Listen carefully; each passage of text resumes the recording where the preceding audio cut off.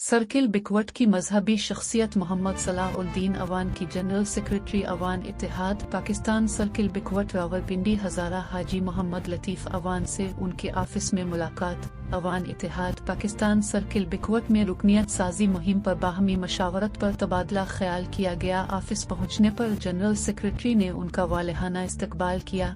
अवान बरादरी को एक प्लेटफॉर्म पर मुत्तहिद करने और तारीख में पहली बार अवान इत्तेहाद पाकिस्तान सर्किल बिकवट में कामयाब अवान इत्तेहाद कन्वेंशन करवाने पर मुबारकबाद दी और मुकम्मल ताउन का यकीन दिलाया। इस मौके पर उन्होंने कहा कि मैं बिकवट के अंदर मुकम्मल रुकनियत साजी करके वहाँ हल्फ बर्दारी की तकरीब मुनक्कद करवाएंगे।